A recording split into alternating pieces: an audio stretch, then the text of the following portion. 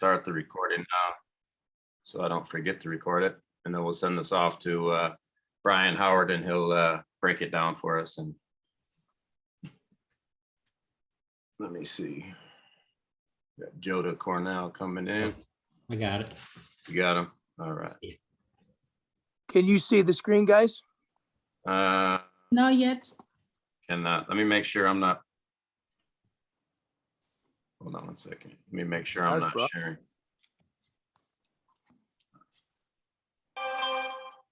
There we go. Is that you or me, Dom? That's you, brother. It's me, but there you go. That's you. That's weird. All right, I'm gonna do it from my computer. Give me 2 seconds. You got it, man. I had the expectation that we already read the chapter 1 to come in on the call so we can discuss it. Is that right? Well, yes, that was the initial. That was the initial thought. I would like for everyone to read chapter 1, but what we're going to do now is we're going to actually read it. So we're going to okay. We're going to have Zap can start it off. He'll read it, and then he'll just call out a name, and then the next person just starts reading. Okay. So you're good to read. Dave's good to read. Wendy, who is wherever she went. There she Yeah, I'm not so sure I should be on the treadmill and reading and everything at the same time, but I could Okay. always gently stop and read for a little while. Promise not to talk like a squirrel. No worries. No worries. We love squirrels, so. But do you really want me to talk about thinking grow Wilson and like Jake voice, because it could be a little bit annoying. Yeah, keep the squirrels up in Northern Cali. I'll keep that on my podcast, man. Yeah. All right, Zach. You need to. Do I need to make that? Do I need to make that? Let me make that one a co-host too. There we go. Oh yeah, please. Got you.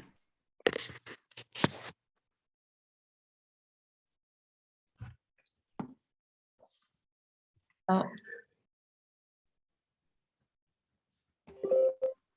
I don't know how to use this.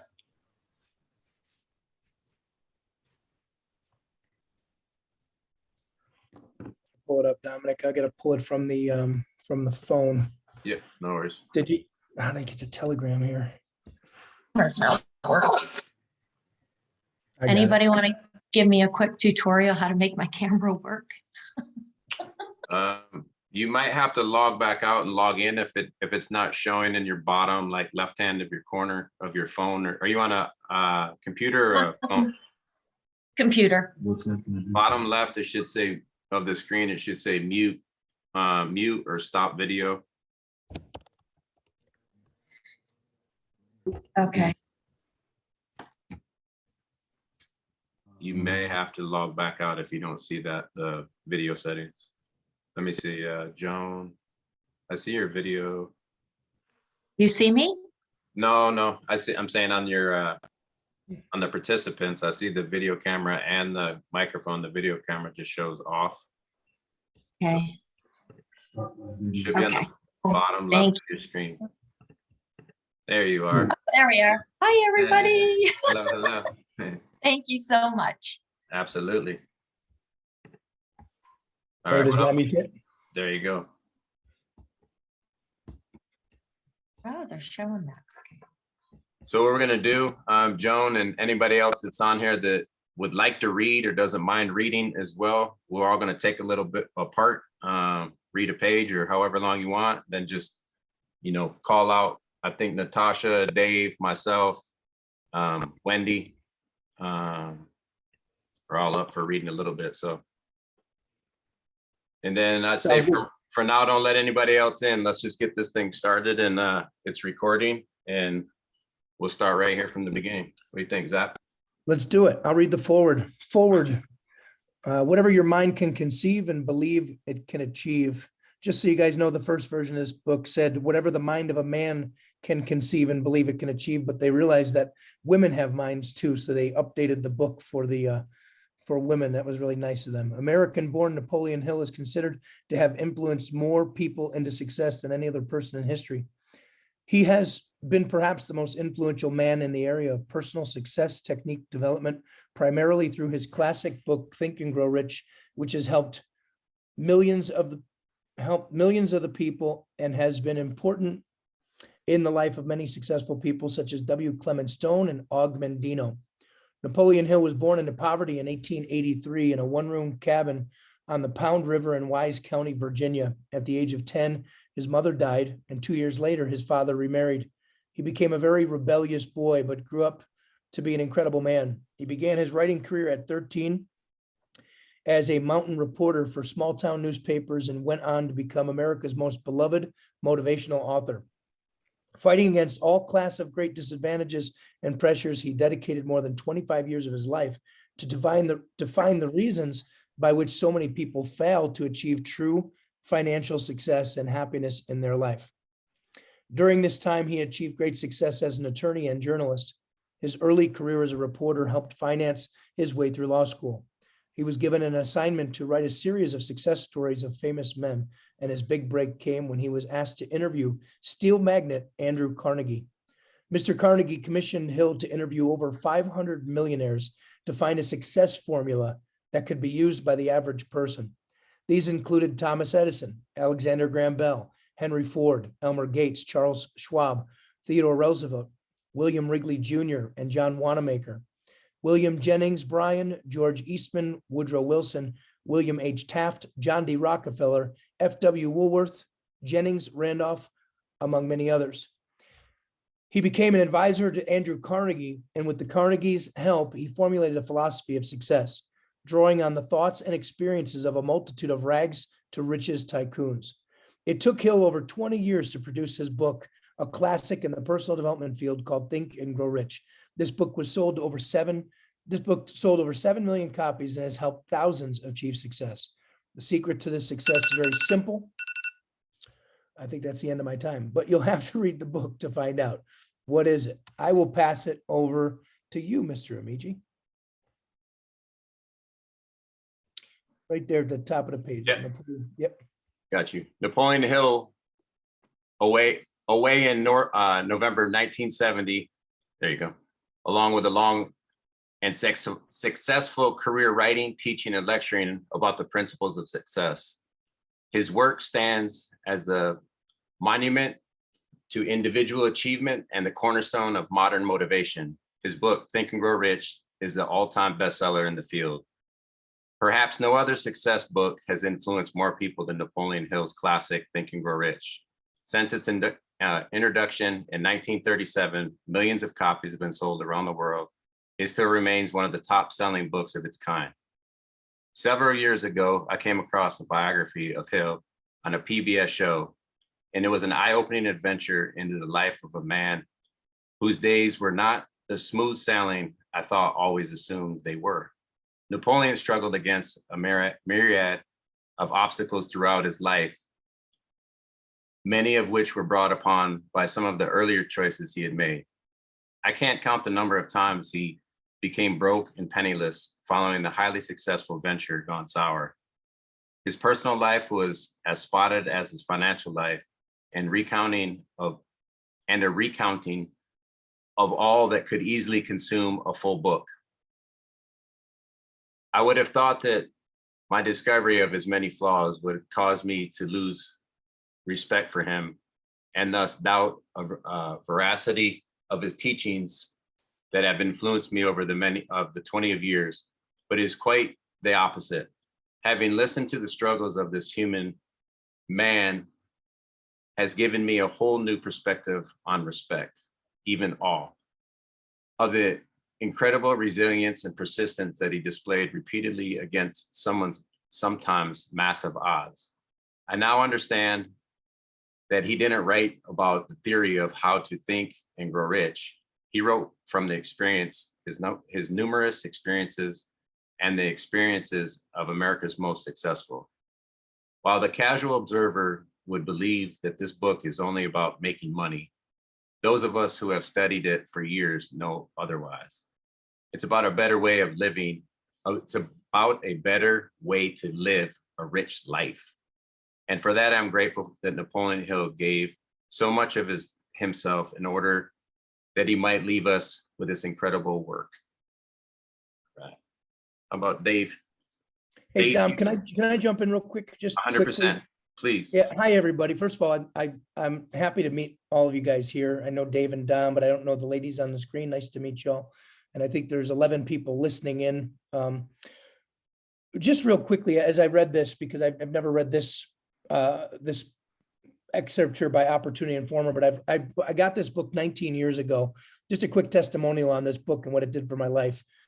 I got this book 19 years ago because my mentor said he wouldn't work with me unless I had read 2 books before he took me on.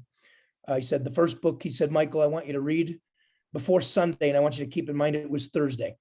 He goes, if you're coming over my house Sunday, don't come over unless you've read Think and Grow Rich by Dr. Napoleon Hill, unless you've read How to Win Friends and Influence People by Dale Carnegie. I was 28 years old at the time, and I said, okay, and I should have never said okay, because I'd never read a book cover to cover in my entire life up until that point in my life, except for maybe one book, Dr. Seuss's Cat in the Hat, which I'm pretty sure I consumed it multiple times, but that doesn't really constitute as a book. But anyways, my quick testimonial about what we're about to study and read here is I read that book in less than 36 hours. I read How to Win Friends and Influence People in less than another 36 hours. And then I worked with my mentor who lived by this book right here. And what's cool about what you just read there is it's a third-party person talking about Napoleon Hill's life. This man was never truly successful while he was on this planet. They talked in this thing, and I don't think that was 100% accurate that he made fortunes. He actually is known as the man who studied 20 or 500 of the most successful people, men and women in the history of the world. And he created these teachings that are wrapped up in this little book called Think and Grow Rich, but they were actually created in a book called they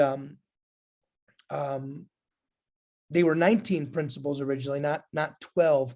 And the book was called The Law of Success. So the first book Napoleon Hill wrote was called The Law of Success. This book stands about this thick, about 4 inches thick. It has 19 principles versus 12 principles. And it's a manual like you wouldn't believe. I own the book, but I never went cover to cover. I've only read Think and Grow Rich. But you got to understand, the guy who wrote this book, his life's work didn't make him a lot of money.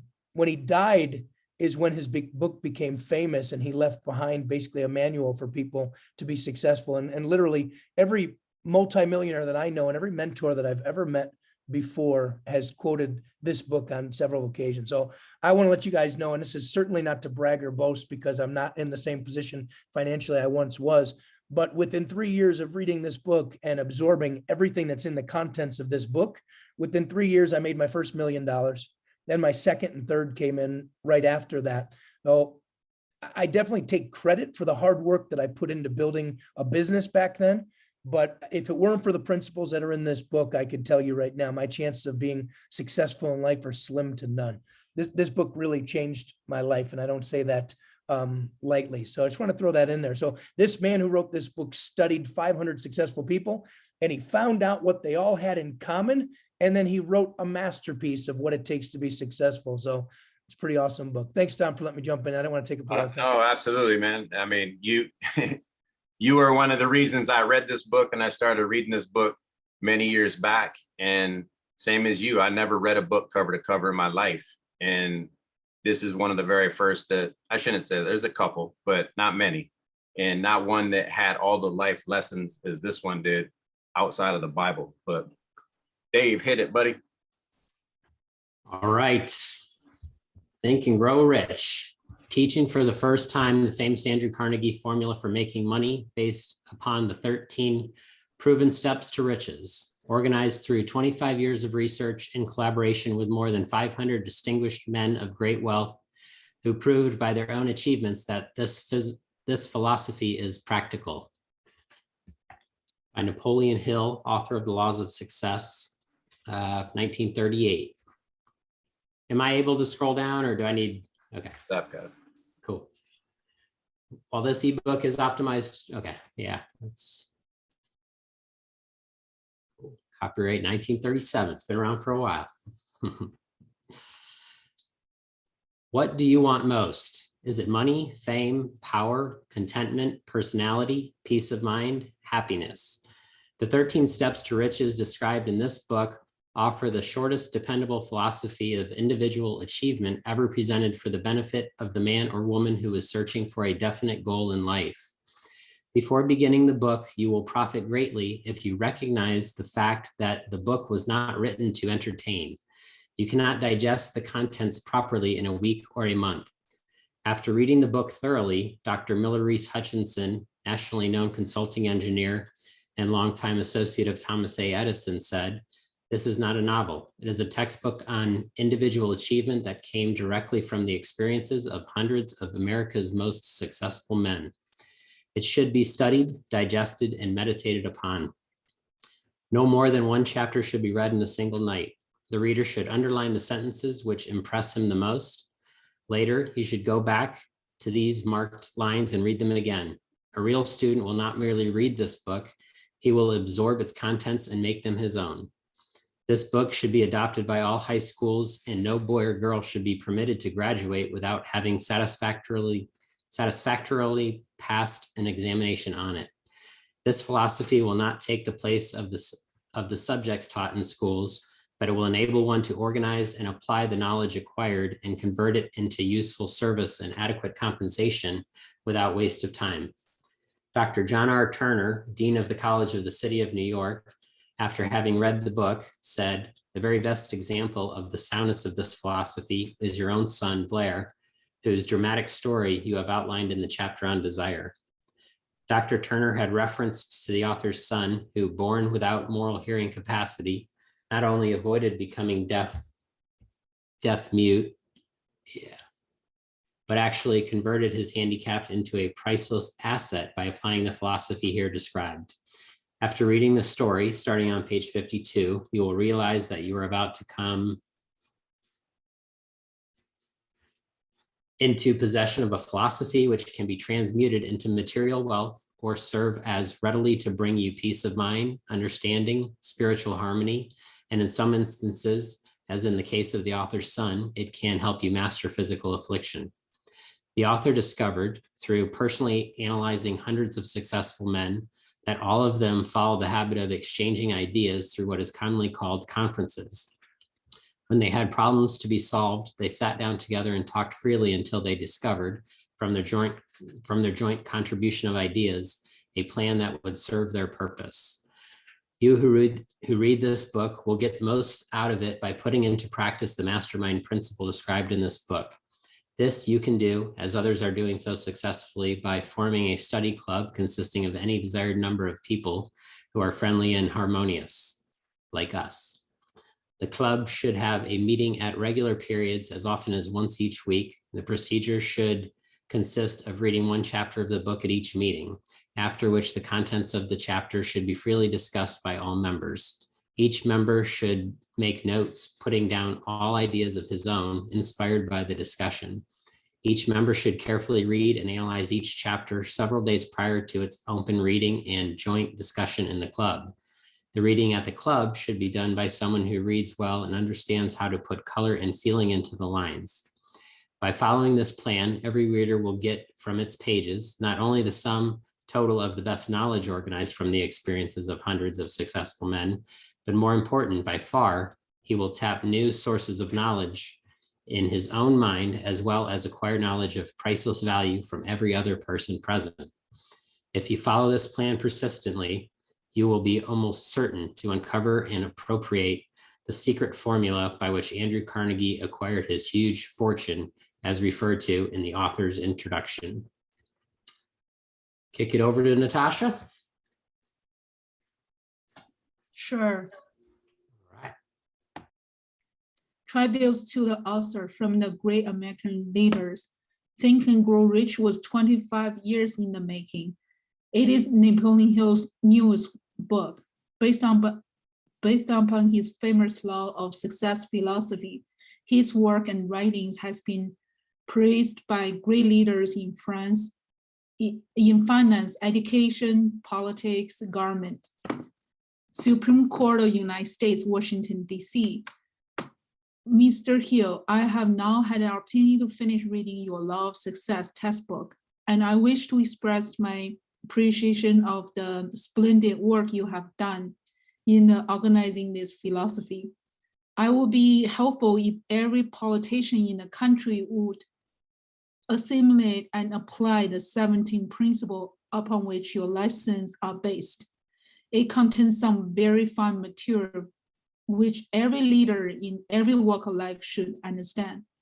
I am happy to have had the privilege of rendering you some slight measure of help in the organization of this splendid course of common sense philosophy. Sincerely yours, I couldn't write the signature, King of the 5 and 10 cent store. Okay, by applying many of the 17 fundamental of the Law of Success philosophy, we have built a great chain of successful stores. I presume it will be no exaggeration of fact if I said that the Woolworths building might properly be called a monument to the soundness of these principles. F.W. Woolworth. A great statesmanship magnet. I feel greatly indebted for the privilege of reading your Law of Success. If I had this philosophy 50 years ago, I suppose I could have accomplished all that I have done in less than half of the time. Sincerely hope the world all discover and reward you. Robert Dollar, famous American labor leaders. Master of Law of Success philosophy is equivalent of an insurance policy against failure. Samuel Okay, a former president of the United States.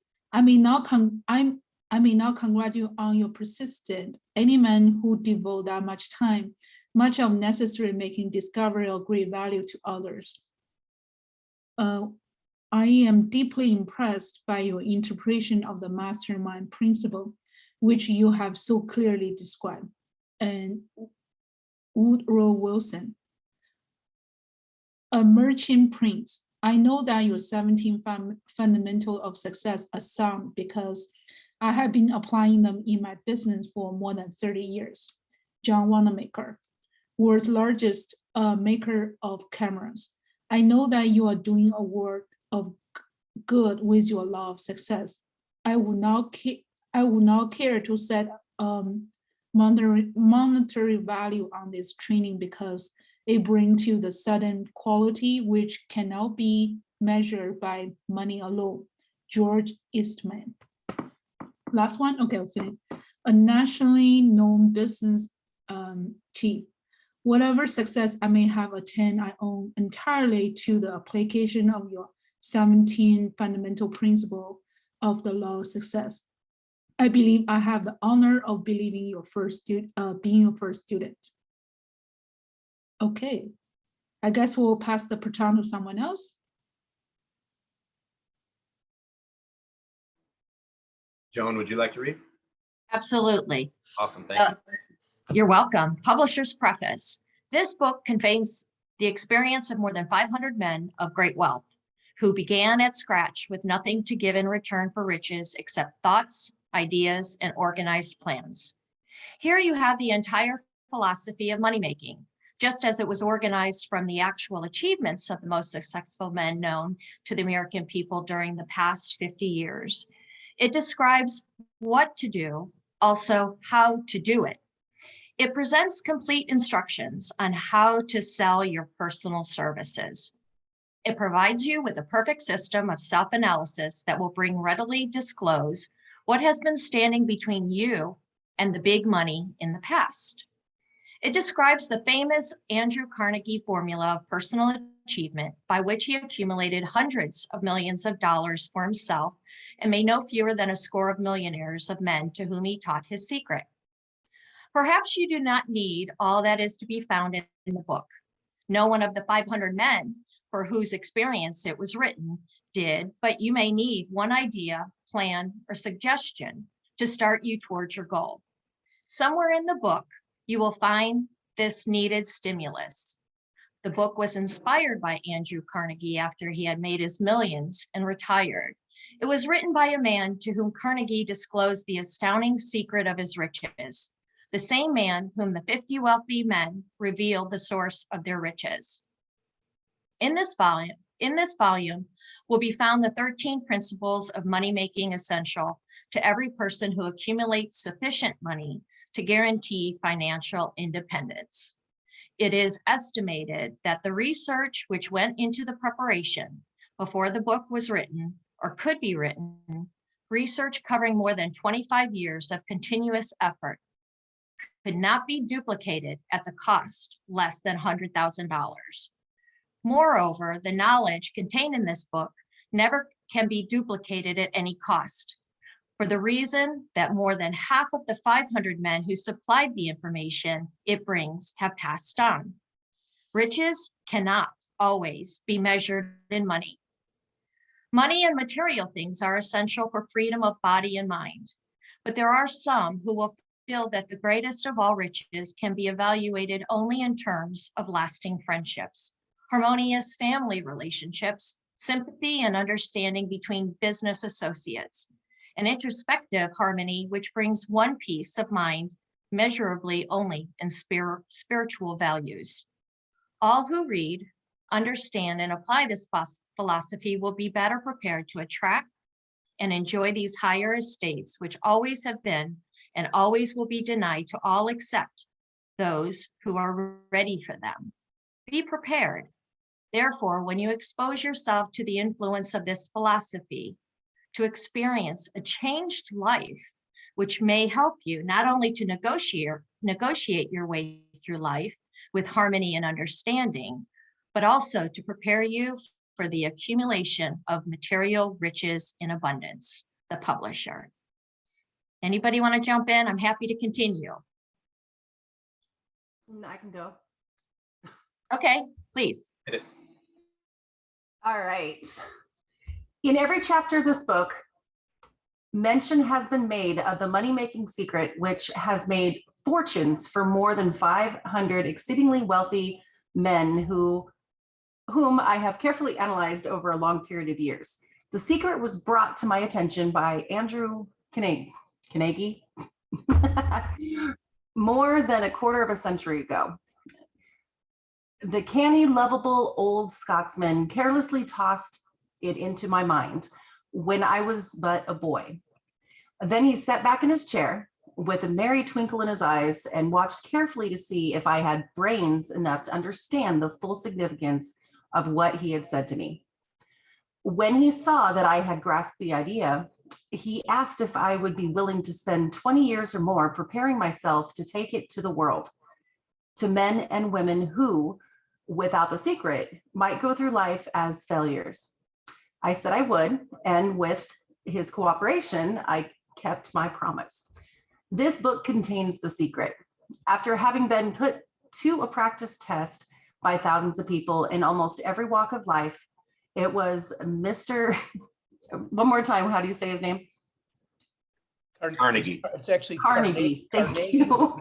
Okay. Carnegie. It was Mr. Carnegie's idea that the magic formula, which gave him his stupendous fortune, ought to be placed within reach of people who do not have time to investigate how men make money. And it was his hope that I might test and demonstrate the soundness of the formula through the experience of men and women in every calling. He believed the formula should be taught in all public schools and colleges, and expressed the opinion that if it were properly taught, it would be revolutionizing that it would revolutionize the entire educational system, that the time spent in school could be reduced to less than half. His experience with Charles M. Schwab and other young men of Mr. Schwab's type convinced Mr. Carnegie that much of that which is taught in the schools is of no value whatsoever in connection with the business of earning a living and accumulating riches. He had arrived at this destination, or at this decision, because he had taken into his business one young man after another, many of them with little schooling, and by coaching them into the use of this formula. developed in them rare leadership. Moreover, his coaching made fortunes in every one of them who followed in his instructions. In the chapter of faith, you will read the astonishing story of organization of the giant United States Steel Corporation, as it was conceived and carried out by one of the young men through whom Mr. Carnegie proved that his formula will work for all who are ready for it. The single application of the secret by that young man, Charles M. Schwab, made him a huge fortune in both money and opportunity. Roughly speaking, this particular application of the formula was worth $600 million. These facts are and they are facts well known to almost everyone who knew him, gave you a fair idea of what the reading of this book may bring to you, provided you know what it is that you want. Even before it had undergone 20 years of practical testing, the secret was passed on to more than 100,000 men and women who have used it for their personal benefit, as he planned that they should. Some have made fortunes with it. Others have used it successfully in creating harmony in their homes. A clergyman used it so effectively that it brought him an income of upwards of $75,000 a year. Arthur Nash, a Cincinnati tailor, used his near bankrupt business as a guinea pig on which to test the formula. The business came to life and made a fortune for its owners. It is still thriving, although Mr. Nash has gone. The experiment was so unique that newspapers and magazines gave it more than $1 million worth of laudatory publicity. The secret was passed on to Stuart Austin Wire of Dallas, Texas. He was ready for it. So ready that he gave up his profession and studied law. Did he succeed? That story is told too. I gave the secret to Jennings Randolph the day he graduated from college, and he has used it so successfully that he is now serving his third term as a member of Congress, with an excellent opportunity to keep on using it until it carries him to the White House. While serving as administrating manager of the La Salle Extension University, when it was little more than a name, I had the privilege of seeing J.G. Chaplin, president of the university, use the formula so effectively that he has since made the La Salle one of the greatest extension schools in the country. The secret to which I refer has been mentioned no fewer than 100 times throughout this book.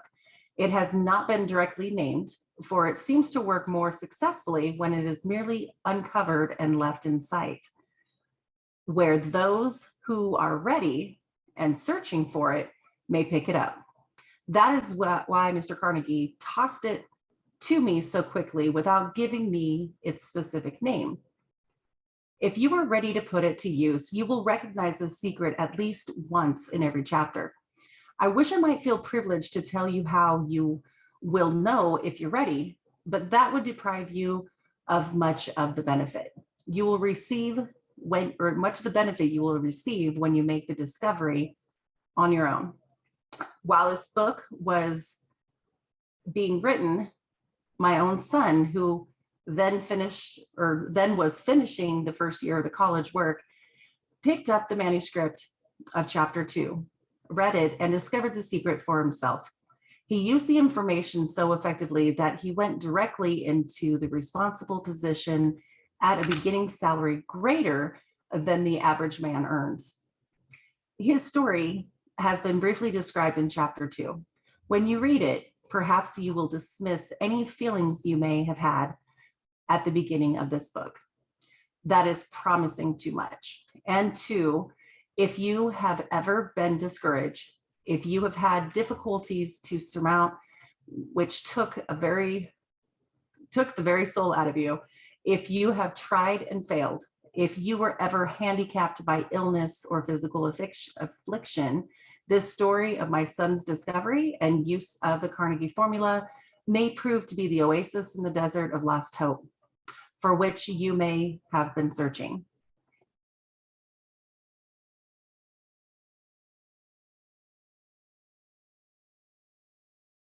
You're The muted. secret, yeah, I'll take it. The secret was extensively used by President Woodrow Wilson during the World War. It was passed on to every soldier who fought in the war, carefully wrapped in the training received before going to the front. President Wilson told me it was a strong factor in raising the funds needed for the war. More than 20 years ago, the Honorable Manuel L. Quizan, then resident commissioner of the Philippine Islands, was inspired by the secret to gain freedom for his people. He gained freedom for the Philippines and is the first president of the Free State. A peculiar thing about this secret is that those who once acquire it and use it find themselves literally swept on to success with but little effort, and they never again submit to failure. If you doubt this, study the names of those who have used it wherever they have been mentioned. Check their records for yourself and be convinced. There is no such thing as something for nothing. The secret to which I refer cannot be had without a price. Although the price is far less than its value, it cannot be had at any price by those who are not intentionally searching for it. It cannot be given away. It cannot be purchased for money, for the reason that it comes up in two parts. One part is already in possession of those who are ready for it. The secret serves equally well and all who are ready for it. Education has nothing to do with it. Long before I was born, the secret had found its way into the possession of Thomas A. Edison, and he used it so intelligently that he became the world's leading inventor, although he had but 3 months of schooling. The secret was passed on to a business associate of Mr. Edison. He used it so effectively that although he was then making only $12,000 a year, he accumulated a great fortune and retired from active business while still a young man. You will find his story at the beginning of the first chapter. It should convince you that riches are not beyond your reach, that you can still be what you wish to be, that money, fame, recognition, and happiness can be had by all who are ready and determined to have these blessings. How do I know these things? You should have the answer before you finish this book. You may find it in the very first chapter or on the last page. While I was performing the 20-year task of research, which I had undertaken at Mr. Carnegie's request, I analyzed hundreds of well-known men, many of whom admitted that they had accumulated their vast fortune through the aid of the Carnegie secret. Among these men were Henry Ford, William Wrigley Jr., John Wanamaker, James Hill, George Parker, E.M. Statler, Henry Doherty, Cyrus Curtis, George Eastman, Theodore Roosevelt, John Davis, Elbert Hubbard, Wilbur Wright, William Jennings Bryan, Dr. Starr Jordan, J. Ogden Armour, Charles M. Schwab, Harris Williams, Dr. Frank Gonzalez, Daniel Willard, King Gillette, Ralph Weeks, Judge Daniel T. Wright, John Rockefeller, Thomas Edison, Frank Vanderlip, F.W. Woolworth, Colonel Robert A. Dollar, Edward Feline, Edwin C. Barnes, Arthur Brisbane, Woodrow Wilson, Howard Taft, Luther Burbank, Edward Bach, Frank Muncie, Albert Gary, Dr. Alexander Graham Bell, John Patterson, Julius Rosenwald, Stuart Austin Weir, Dr. Frank Crane, George Alexander, J.G. Chaplin, Honorable Jennings Randolph, Arthur Nash, and Clarence Darrow. These names represent but a small fraction of the hundreds of well-known Americans whose achievements financially and otherwise prove that those who understand and apply the Carnegie secret reach high stations in life. I've never known anyone who was inspired to use the secret who did not achieve noteworthy success in his chosen calling. I have never known any person to distinguish himself or to accumulate riches of any consequence without possession of the secret. From these two facts, I draw the conclusion that the secret is more important as a part of the knowledge essential for self-determination than any which one receives through what is popularly known as education. What is education anyway? This has been answered in full detail. And I'll pass it to you, Dom. Take it away. As far as schooling is concerned, many of these men had very little. John Wanamaker once told me that what little schooling he had, he acquired in a very much the same manner as the modern, good things there. locomotive takers on water. By scooping it up as it runs, Henry Ford never reached high school, let alone college. I'm not attempting to minimize the value of schooling, but I am trying to express my earnest belief that those who master and apply the secret will reach high stations, accumulate riches, and bargain with life on their own terms, even if their schooling has been meager. Somewhere as you read, the secret to which I refer will jump from the page and stand boldly before you, if you are ready for it. When it appears, you will recognize it. Whether you receive the sign in the first or the last chapter, stop for a moment when it presents itself and turn down a glass, for the occasion will mark the most important turning point of your life. We pass now to chapter 1 and to the story of my very dear friend who is generously acknowledged having seen the mystic sign and whose business achievements are evidence enough that he turned down a glass. As you read his story and the others, remember that the deal with the important problems of life, such as all men experience. The problems arising from one's endeavor to earn a living, to find hope, courage, contentment, and peace of mind, to accumulate riches, and to enjoy freedom of body and spirit. Remember too, as you go through the book, that it deals with facts and not fiction, and not with fiction. Its purpose being to convey a great universal truth through which all who are ready may learn, not only what to do, but also how to do it, and receive as well the needed stimulus to make a start. As a final word of preparation before you begin the first chapter, may I offer one brief suggestion which may provide a clue by which the Carnegie secret may be recognized. It is this: all achievement, all earned riches have their beginning in an idea. If you are ready for the secret, you already possess one half of it. You possess one half of it. Therefore, you will readily recognize the other half of the moment it reaches your mind. The author. Big Dave. Dom, I think this is I've Good done time. this. Yeah, I think this is a good time Yeah, to, for sure. yeah, I just think what the book says in the beginning, just to repeat what you guys just read. How many have read the book? Anybody read it? Okay. Oh, all of us? Oh God. Okay. We're dealing with veterans here. Okay. Then reading the chapter ahead of time, being prepared, getting 2-3 chapters ahead of time. The mistake I made when I first read it and I started to do some studies is didn't have people actually read it, just came to that. I think it's really important to consume it and then come together and consume it, because you never know when those aha moments are going to hit you. And what I like about it is every time I've read this book with a group of people, I picked up something new, as if I'd never read it before. That's what I love most about the book. So I'll recommend, Dom has done this before, and I know you have as well. Recommend that you just really dive into the book and just make it a really serious study for the next 30 to 60 days. And yeah, that's my 2 cents there, Dominic. Yes, absolutely. You want to keep going? Everybody got time? We'll go into chapter 1. And again, this was thrown together last minute. This is just to get everybody on track. There's no complete way that we're going to do this. We're going to get through this. We'll do chapter 1. It shouldn't take all that long. We'll talk about it at the end, and then we'll go from there. Go ahead, Dave. All right, chapter 1, introduction. The man who thought his way into partnership with Thomas A. Edison. Truly, thoughts are things, and powerful things at that, when they are mixed with definiteness of purpose, persistence, and a burning desire for their translation into riches or other material objects. A little more than 30 years ago, Edwin C. Barnes discovered how true it is that men really do think and grow rich. His discovery did not come about at one sitting. It came little by little, beginning with a burning desire to become a business associate of the great Edison. One of the chief characteristics of Barnes' desire was that it was definite. He wanted to work with Edison, not for him.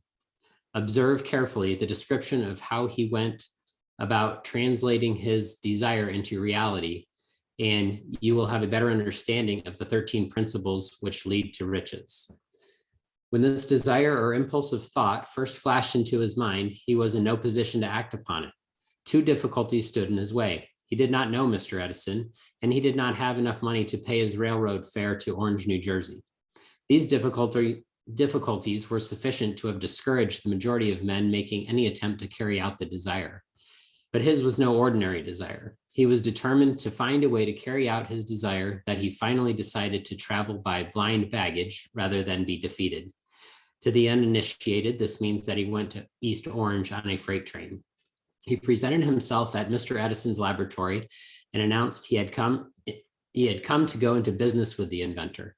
In speaking of the first meeting between Barnes and Edison, years later, Mr. Edison said, "He stood there before me, looking like an ordinary tramp, but there was something in the expression in his face which conveyed the impression that he was determined to get what he came for." I had learned from years of experience with men that when a man really desires a thing so deeply that he is willing to stake his entire future on a single turn of the wheel in order to get it, he is sure to win. I gave him the opportunity he asked for because I saw he had made up his mind to stand by until he succeeded. Subsequent events proved that no mistake was made. Just what young Barnes said to Mr. Edison on that occasion was far less important than that which he thought. Edison himself said so. It could not have been the young man's appearance which got him his start in the Edison office, for that was definitely against him. It was the thought that counted. If the significance of this statement could be conveyed to every person who reads it, there would be no need for the remainder of this book. Barnes did not get his partnership with Edison on his first interview. He did get a chance to work in the Edison offices at a very nominal wage, doing work that was unimportant to Edison, but most important to Barnes, because it gave him an opportunity to display his merchandise where his intended partner could see it. Months went by. Apparently nothing happened to bring the coveted goal which Barnes had set up in his mind as his definite major purpose. But something important was happening in Barnes's mind. He was constantly intensifying his desire to become the business associate of Edison. Psychologists have correctly said that when one is truly ready for a thing, it puts in its appearance. Barnes was ready for a business association with Edison. Moreover, he was determined to remain ready until he got that which he was seeking. He did not say to himself, well, what's the use? I guess I'll change my mind and try for a salesman's job. But he did say, I came here to go into business with Edison, and I'll accomplish that end if it takes the remainder of my life. And he meant it.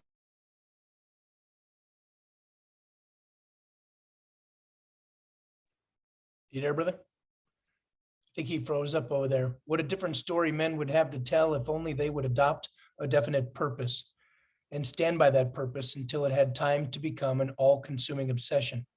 Maybe young Barnes did not know it at the time, but his bulldog determination, his persistence in standing back of a single desire was destined to mow down all opposition and bring him the opportunity he was seeking. When the opportunity came, it appeared in a different form and from a different direction than Barnes had expected. That is one of the tricks of opportunity. It has a sly habit of slipping in by the back door, and often it comes disguised in the form of misfortune or temporary defeat. Perhaps this is why so many fail to recognize opportunity. Mr. Edison had just perfected a new office device known at the time as the Edison dictating machine, now the Ediphone. His salesmen were not enthusiastic over the machine. They did not believe it could be sold without great effort. Barnes saw his opportunity. It had crawled in quietly, hidden in a queer-looking machine which interested no one but Barnes and the inventor. Barnes knew he could sell the Edison dictating machine. He suggested this to Edison and promptly got his chance. He did sell the machine. In fact, he sold it so successfully that Edison gave him a contract to distribute and market it all over the nation. Out of that business association grew the slogan made by Edison and installed by Barnes. This business alliance has been in operation for more than 30 years. Out of it, Barnes has made himself rich in money, but he has done nothing infinitely greater. He's done something infinitely greater. He has proved that one really may think and grow rich. How much actual cash that original desire of Barnes has been worth to him, I have no way of knowing. Perhaps it has brought him $2 or $3 million. But the amount, whatever it is, becomes insignificant when compared with the greater asset he acquired in the form of definite knowledge that an intangible impulse of thought can be transmuted into a physical counterpart by the application of known principles. Barnes literally thought himself into a partnership with the great Edison. He thought himself into a fortune. He had nothing to start with except the capacity to know what he wanted and the determination to stand by that desire until he realized it. He had no money to begin with. He had but little education. He had no influence, but he did have initiative, faith, and the will to win. With these intangible forces, he made himself number one man with the greatest inventor who ever lived.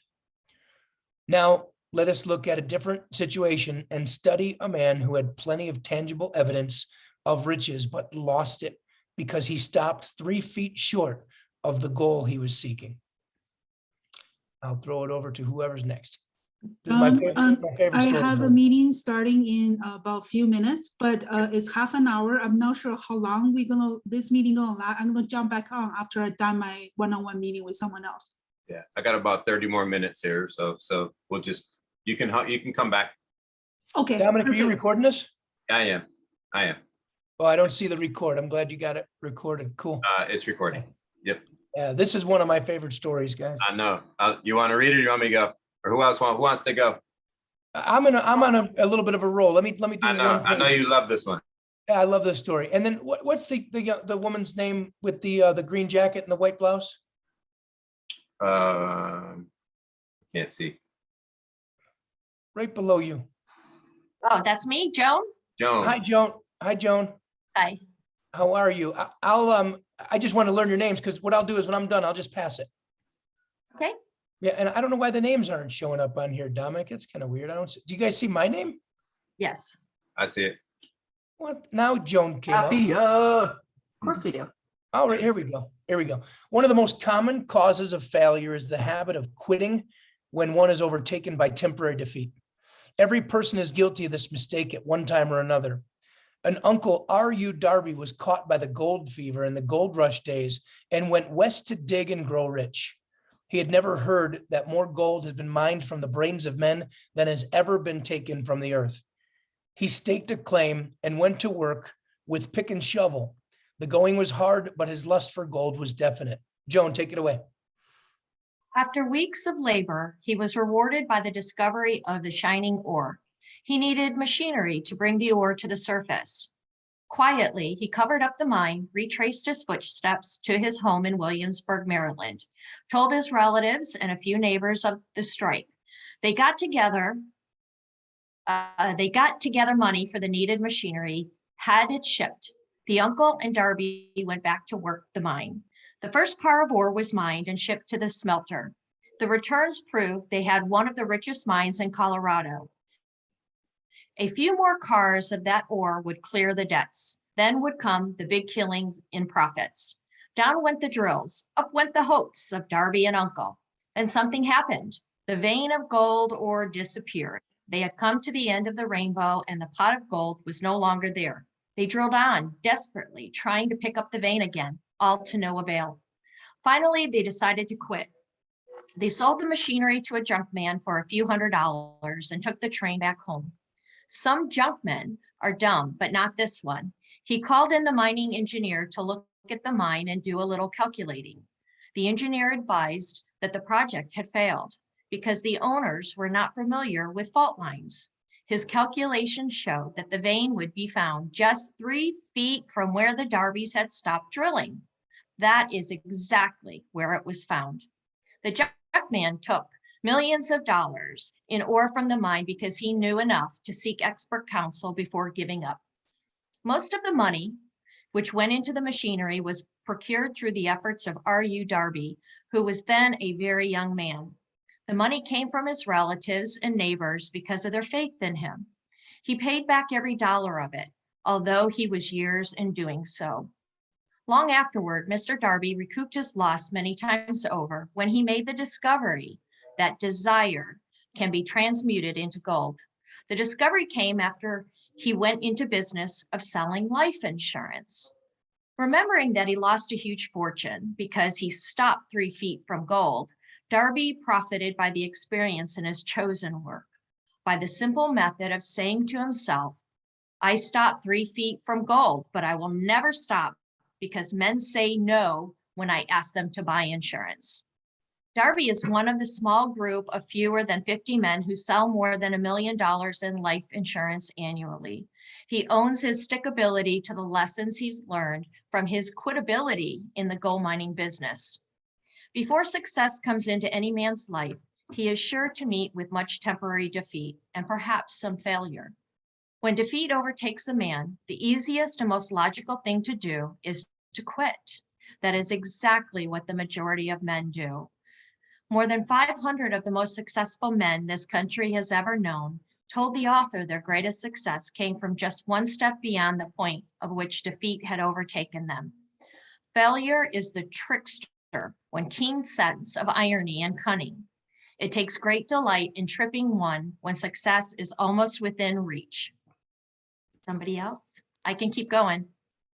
I'll keep going. A 50-cent lesson in persistence. Shortly after Mr. Darby received his degree from the University of Hard Knocks and had decided to profit by his experience in the gold mining business, he had the good fortune to be present on an occasion that proved to him that no does not necessarily mean no. One afternoon, he was helping his uncle grind wheat in an old-fashioned mill. The uncle operated a large farm on which a number of colored sharecrop farmers lived. Quietly, the door was opened and a small colored child, a daughter of a tenant, walked in and took her place near the door. The uncle looked up, saw the child, and barked at her roughly. What do you want? Meekly, the child replied, my mammy said, send her 50 cents.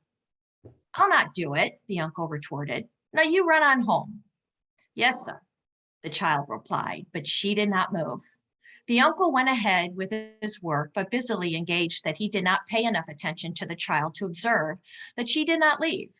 When he looked up and saw her still standing there, he yelled at her, I told you to go on home. Now go, and I'll take a switch to you. The little girl said, yes, sir, and she did not budge an inch.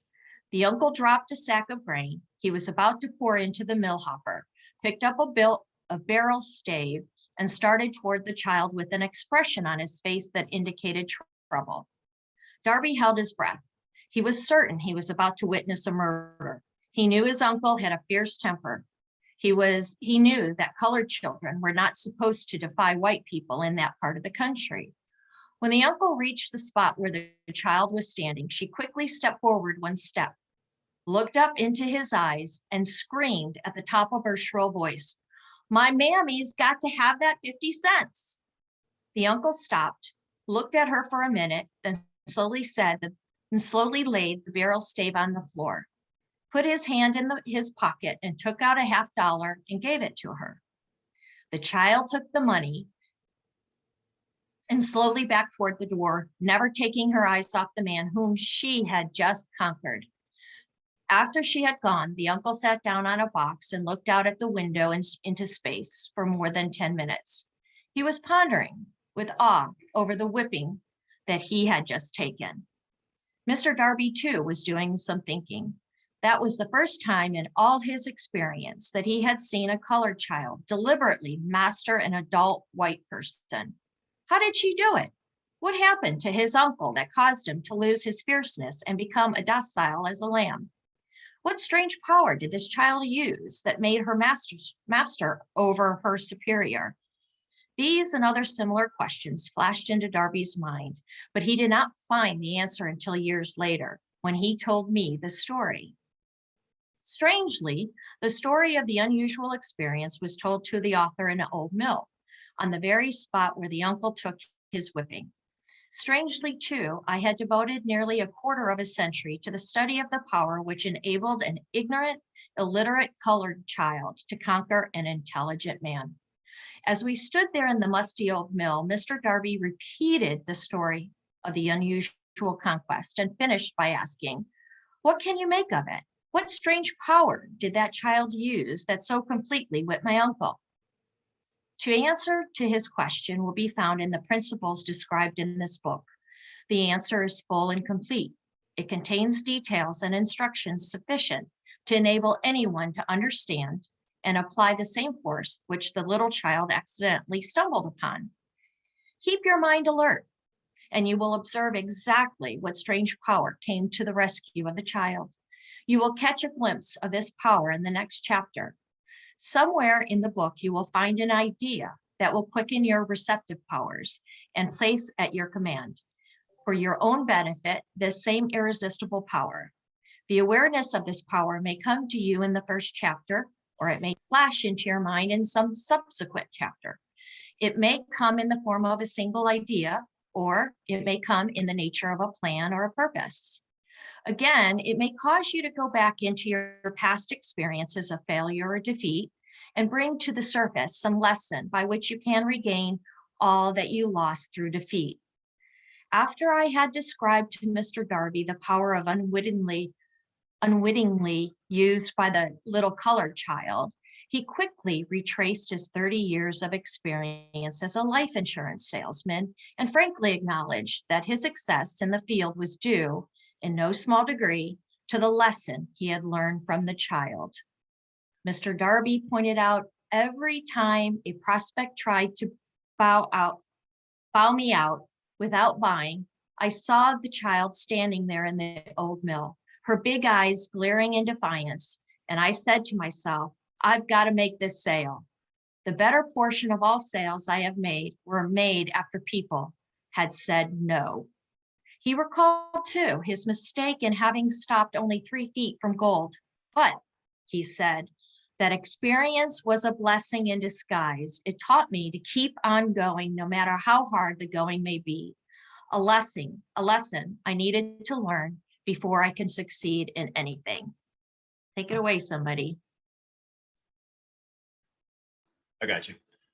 The story of Mr. Darby and his uncle, the colored child and the gold mine, doubtless will be read by hundreds of men who make their living by selling life insurance. And to all of these, the author wishes to offer the suggestion that Darby owes to these two experiences his ability to sell more than $1 million of life insurance every year. Life is strange and often imponderable. Both of the successes and the failures have their roots in simple experiences. Mr. Darby's experiences were commonplace and simple enough, yet they held the answer to the destiny in life. Therefore, they were as important to him as life itself. He profited by the two dramatic experiences because he analyzed them and he found the lessons they taught. But what of the man who has neither the time nor the inclination to study failure in search for the knowledge that may lead to success? Where and how is he to learn the art of converting defeat into stepping stones to opportunity? In answer to these questions, this book was written. The answer called for the description of 13 principles, but remember, as you read, the answer you may be seeking to the questions which have caused you to ponder over the strangeness of life may be found in your own mind through some idea, plan, or purpose which may spring into your mind as you read. One sound idea is that one needs to achieve success. The principles described in this book contain the best and most practical of all that is known concerning ways and means of creating useful ideas. Before we go any further in our approach to the description of these principles, we believe you are entitled to receive this important suggestion. When riches begin to come, they come so quickly in such great abundance that one wonders where they have been hiding during all these lean years. This is an outstanding statement, and all the more so when we take the consideration the popular belief that riches come only to those who work hard and long. When you begin to think and grow rich, you will observe that riches begin with a state of mind, with definite purpose, definiteness of purpose, with little or no hard work. You and every other person ought to be interested in knowing how to acquire the state of mind which will attract riches. I spent 25 years in research analyzing more than 25,000 people because I too wanted to know how wealthy men became that way. Without that research, this book would not have been written. Here, take notice of a very significant truth, Biz. The business depression started in 1929 and continued on to an all-time record of destruction until sometime after President Roosevelt entered office. Then the depression began to fade into nothingness. Just as the electrician in the theater raises the lights so gradually that the darkness is transmuted into light before you realize it, so did the spell of the fear of the minds of the people gradually fade away and become faith. Observe very closely. As soon as you master the principles of this philosophy and begin to follow the instructions for applying those principles, your financial status will begin to improve, and everything you touch will begin to transmute itself into an asset for your belief. Impossible? Not at all. One of the main weaknesses of the mankind is the average man's familiarity with the word impossible. He knows all the rules which will not work. He knows all things which cannot be done. This book was written for those who seek the rules which have made others successful and are willing to stake everything on those rules. A great many years ago, I purchased a fine dictionary. The first thing I did was turn to the word impossible and neatly clip it out of the book. That would not be unwise thing for you to do. Success comes to those who become success conscious. Failure comes to those who indifferently allow themselves to become failure conscious. The object of this book is to help all of those who seek it to learn the art of changing their minds from failure conscious to success consciousness. Another weakness found in altogether too many people is the habit of measuring everything and everyone by their own impressions and beliefs. Some who will read this will believe that no one can think and grow rich. They cannot think in terms of riches because their thought habits have been steeped in poverty, want, misery, failure, and defeat. These unfortunate people remind me of a prominent Chinese who came to America to be educated in the American ways. He attended the University of Chicago. One day, President Harper met this young Oriental on campus, stepped to chat with him for a few minutes, and asked what had impressed him as being the most noticeable characteristic of American people. Why? The Chinaman explained. The queer slant of your eyes? Your eyes are off slant. What do we say about the Chinese? We refuse to believe that which we do not understand. We foolishly believe that our own limitations are a proper measure of limitations. Sure, the other fellow's eyes are off slant because they are not the same as ours.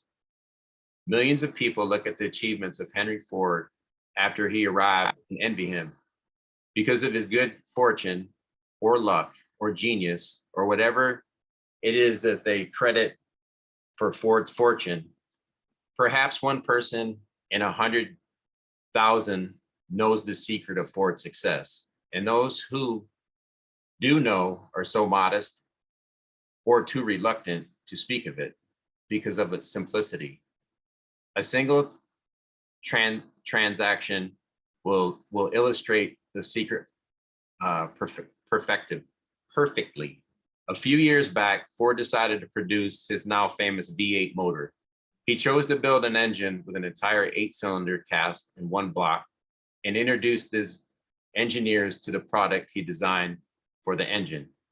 The design was placed on a paper, but the engineers agreed to a man that it was simply impossible to cast an 8-cylinder gas engine block in one piece. But Ford said, produce it anyway. But they replied, it's impossible. Go ahead, Ford commanded, and stay on the job until you succeed, no matter how many times it's required. No matter how much time is required. The engineers went ahead. There was nothing else for them to do if they were to remain on Ford's staff. 6 months went by, nothing happened. Another 6 months passed, and still nothing happened. The engineers tried very conceivable plan to carry out the orders, but the thing seemed out of question, impossible.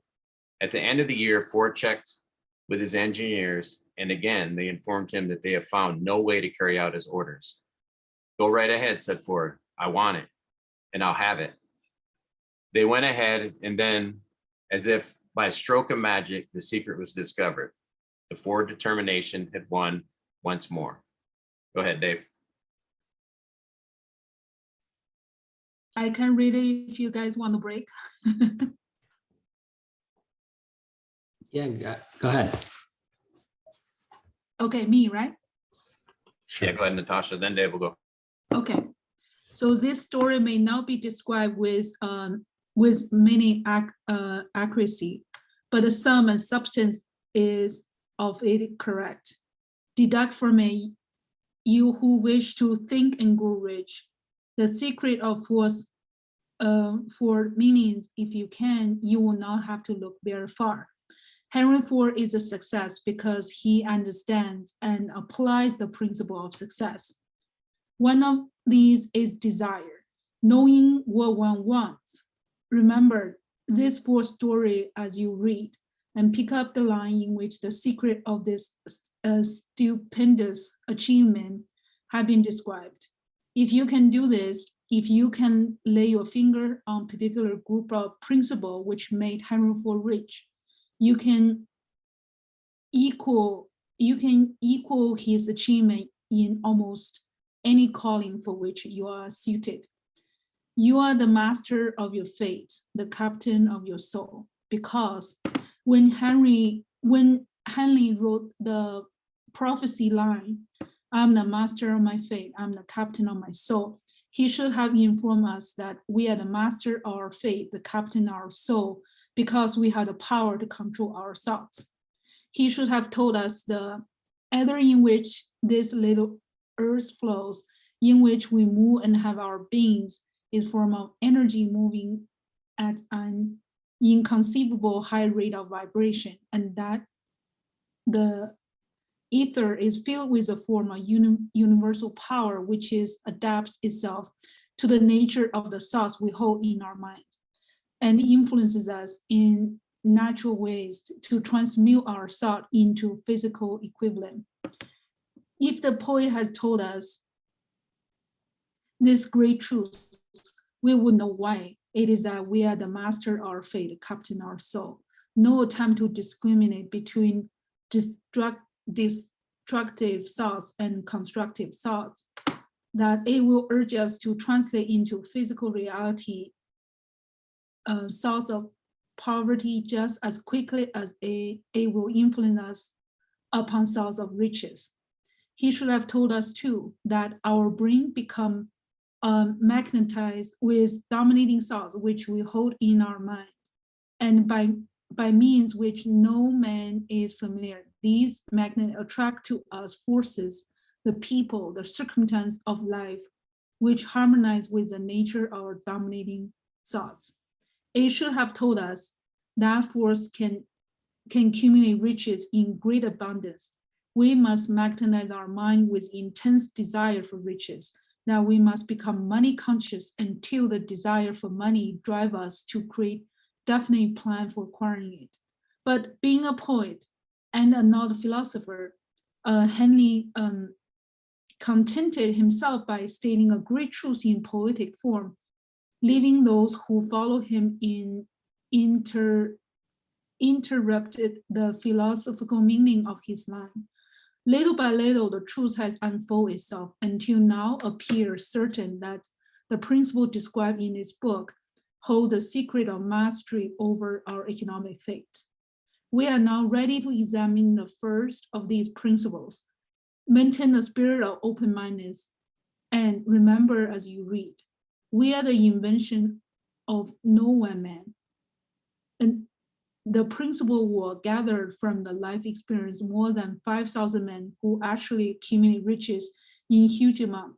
Men who began in poverty but with little education, without influence. The principle worked for those men. You can put them to work for your own enduring benefit. You will find it easy, not hard to do.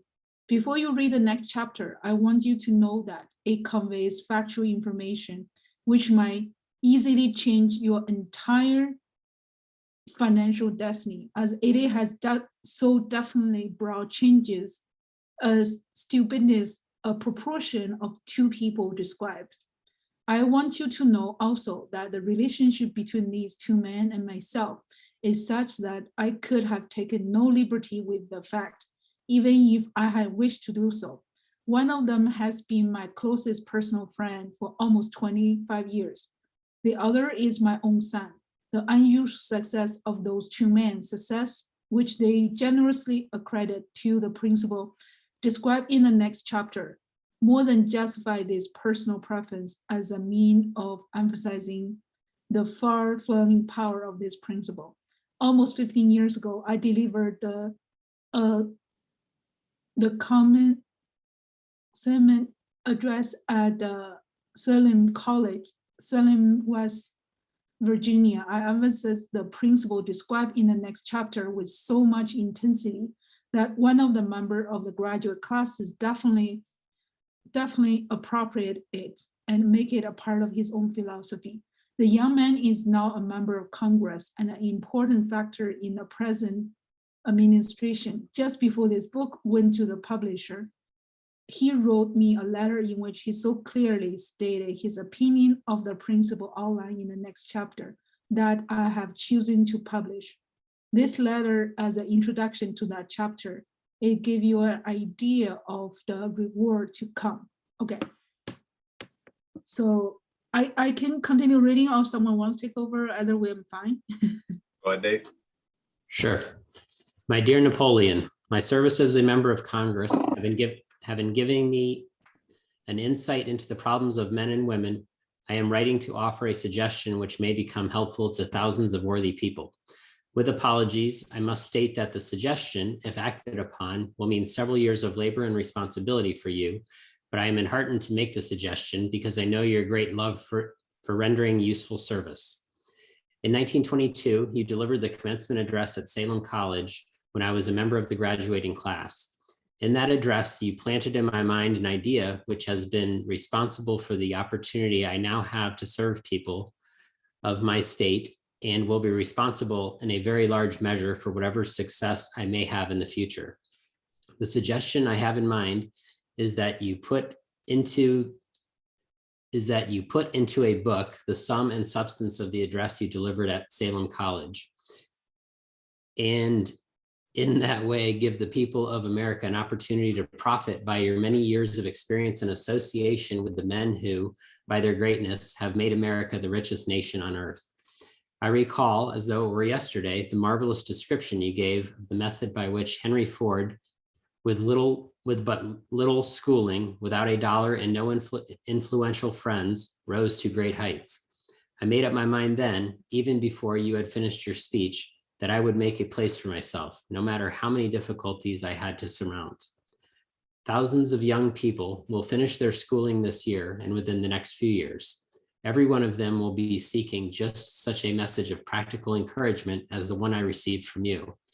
They will want to know where to turn, what to do to get started in life. You can tell them because you have helped to solve the problems of so many, many people. If there is any possible way that you can afford to render so great a service, may I offer the suggestion that you include with every book one of your personal analysis charts, in order that the purchaser of the book may have the benefit of a complete self-inventory, indicating, as you indicated to me years ago, exactly what is standing in the way of success. Such a service as this, providing the readers of your book with a complete, unbiased picture of their faults and their virtues, would mean to them the difference between success and failure. The service would be priceless.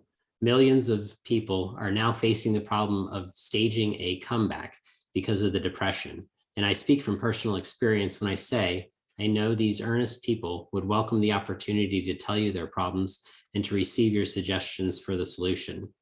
You know the problems of those who face the necessity of beginning all over again. There are thousands of people in America today who would like to know how they can convert ideas into money. People who must start at scratch without finances and recoup their losses. If anyone can help them, you can. If you publish the book, I would like to own the first copy that comes from the press, personally autographed by you. Best wishes, believe me. Cordially yours, Jennings Randolph. Awesome. I think that's a good place to end it right there. I'll put in the Telegram when we'll hit the next chapter. It may be tomorrow. It may be over the next couple of days. I have to check my schedule, but I think this is a heck of a start to get everybody going. I appreciate everybody that's read, everybody that's on this call right now, everybody that's in the Telegram that's watching this later. Zap, any closing thoughts? And anybody have any?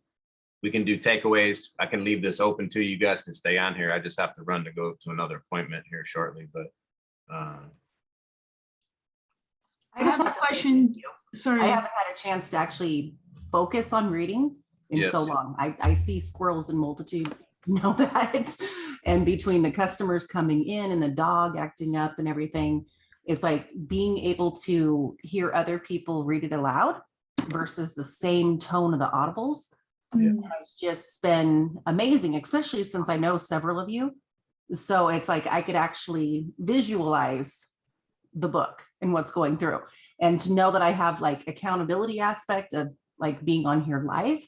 It's just really, it's really taking my paying the heck attention to a whole other level.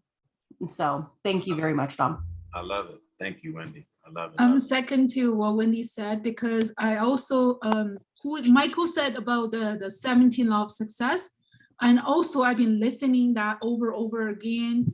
I never read the paper version, but Think and Grow Rich, I never read the PDF version. I've been reading the paper, listening to audios. What I found is when we have a new format studying the same text, there's new things jump out of this. I really appreciate the new formatting. And also, Dom, I like to know how long are usually our session, because I block for 1 hour. But which is apparently is not enough for us. I like to stay as much because I do not want any appointment in between someone book on my calendar. So should I block out for 1.5 hours for the next session? I think so. I mean, I think that would be ideal. Again, this kind of just got thrown together last minute. The format has changed. There's no right or wrong. Not everyone's going to be able to be on every Zoom. I'm going to have to weave it in and out of my schedules. I have a very hectic life, but it's all good. We're going to make this happen. Some of it we might read on our own, but if you're in the Telegram chat, just follow the Telegram chat and we'll make sure that, everybody's up to speed.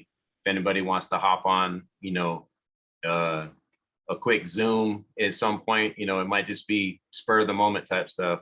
My life is always spur of the moment. I don't do a whole lot that's planned other than, working with clients. But other than that, stuff like this, I didn't have an expectation of how long it was going to take.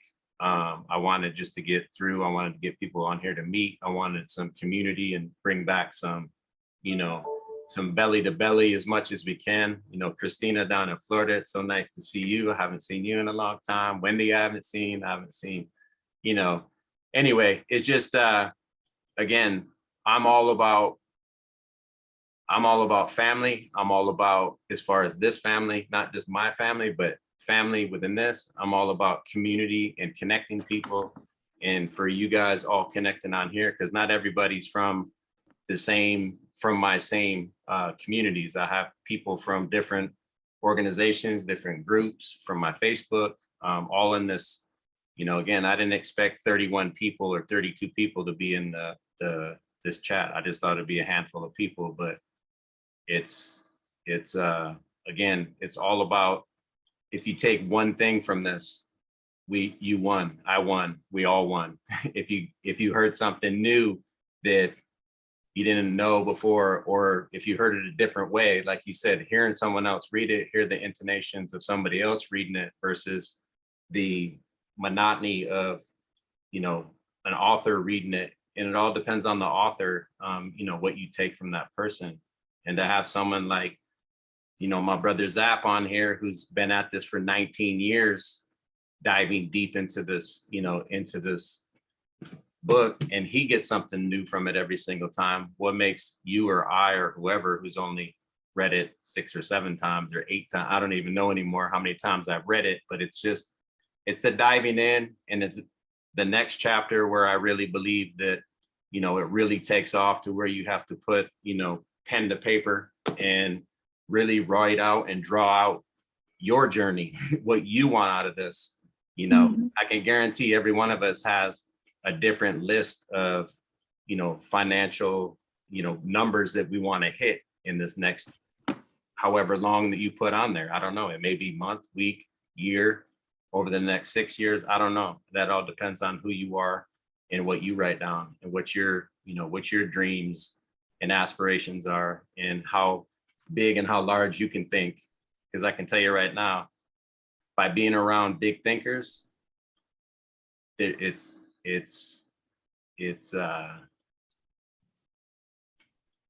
there's no word for what that is, where we can go, where you can go, you know, reach to, and, you know, how powerful it is to have masterminds and have groups of people to, you know, bounce things off of. So Yes, cultivate your vision, right? So what was that? Can you hear me? Hello? I can, Christina. Yes. Natasha, I'm sorry. Did you want to repeat what you said? I didn't mean to interrupt. oh no, I'm just saying it cultivate us the vision when we be around with big thinkers. And also I appreciate the opportunity to reading book out loud. When we're reading book by ourselves, we're reading silently, but it's different when we hear other people's word and our words are coming out with, you know, with vocal. And then that's also improve my reading skills. You can see when I started off, I feel so awkward. I'm reading so poorly the first time, but the second time when I feel like I jump in the water, I'm confident now I can read better. That's it. Awesome. Everybody did awesome. So I wanted to say, Dominic, first of all, thank you for putting this together. And I have a question for Dave, if he's still on. Is he still there? He's here. Yes, I think so. Okay. So Dave, I wanted to ask you, because you have applied this and have achieved success, if I heard you correctly, in roughly 3 years or so of reading the book. That was Mike Zapier. Oh, okay. Pardon me. That's okay. No Is worries. he still on? He is. Okay. So what was, you know, for some of us on this call, we have been on a personal growth journey. We have been working on ourselves. We know about the awareness, the thoughts, your energy. Where were you on your journey when you first started to read Think and Grow Rich, and what changed for you? Or is there something in how you read the book and applied it to your life that made everything shift in your life financially? Finally, what is there a golden nugget perhaps that you can share with us, and where were you when you started to read the book?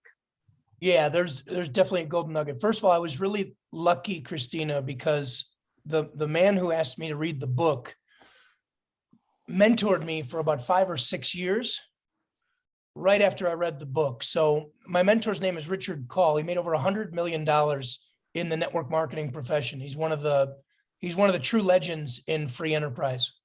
If he was building a kind of business that he built back in the 80s and 90s today, he would have been a $500 million earner in the network marketing space. Though he was incredible. So great question. And yes, I have tons of golden nuggets, as Dominic will let you know, and I'm humbled to share them. I'll share a little bit with you. You know, the first few times I read the book and then working with Richard, the book keeps talking about the secret, and that started to annoy me. So guys, if it annoys you, I totally understand. Because the first time you read this book, if you're anything like me, you're so fixated on what the secret is. And here's what I'm going to tell you: stop being fixated on the secret. If it's like that thing, if you're looking for something, it's right in front of you, you can't find it. So the best advice I can give is don't think about the secret. The whole freaking book is a secret. Starting with the first chapter of desire. The one thing I know about myself my whole life is everything I've ever done, I have a burning desire. Never heard the term burning desire before, but if you get to know me, if we become friends beyond this study, when you're in my life, I force you to be better than you currently are, because you can't be around me and just be standing still. I'm the type of person where if I'm a friend or a family member, you won't be able to vibrate and keep up with me if you're just standing still.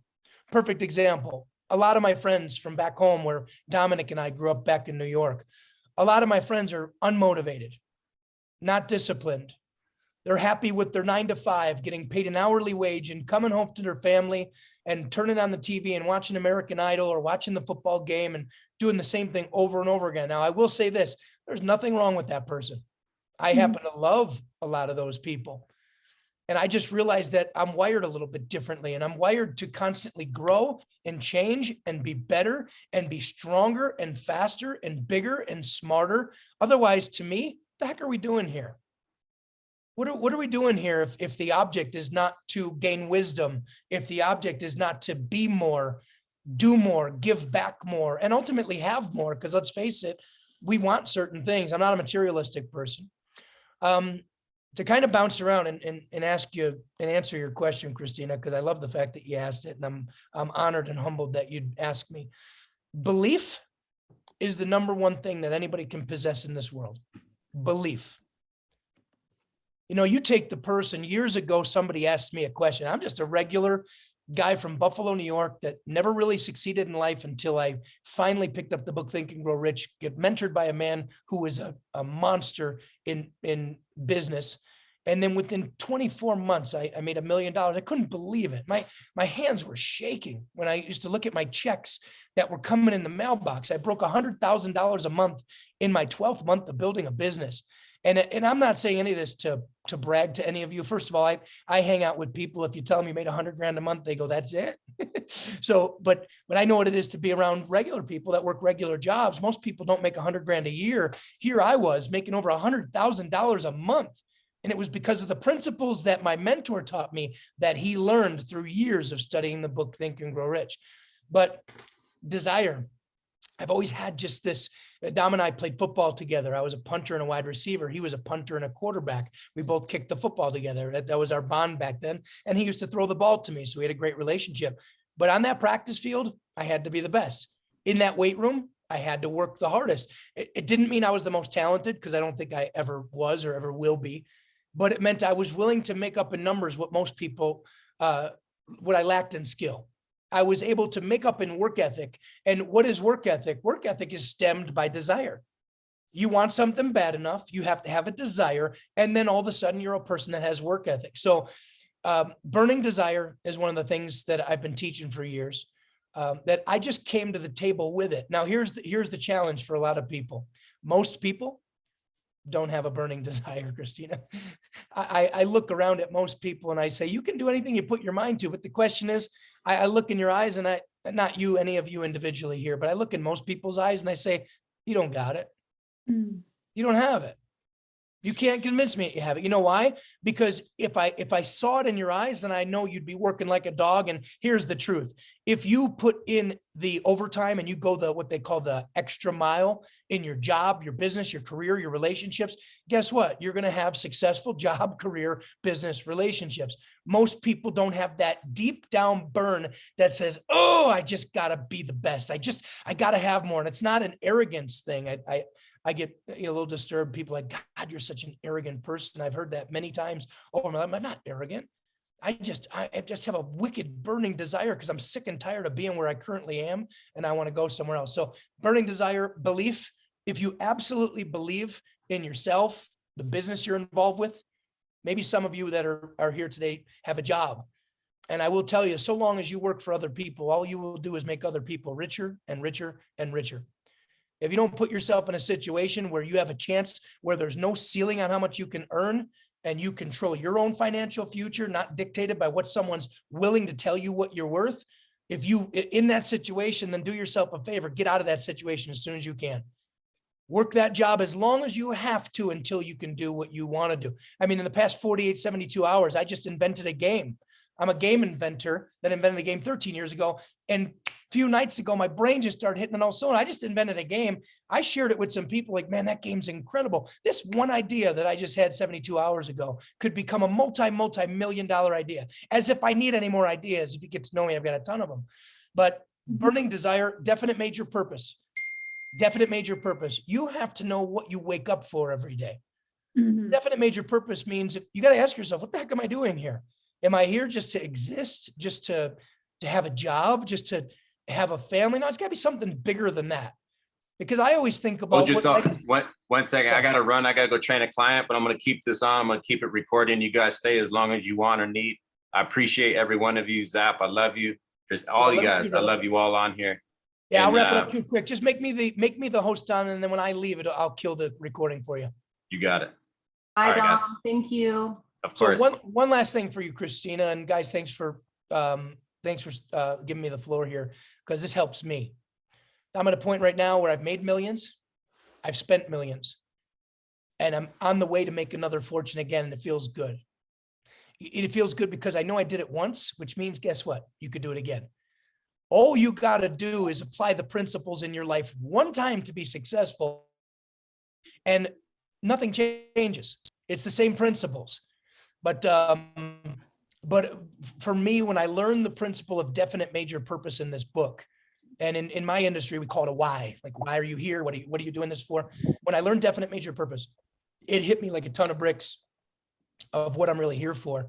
And what I was able to do is once I realized why I exist, what my purpose is, now, no matter what business I'm building, no matter what product, no matter what company I'm a part of, it's never about the company. It's never about the product. It's all about my purpose. My purpose is to wake up every single day and change the path of somebody new.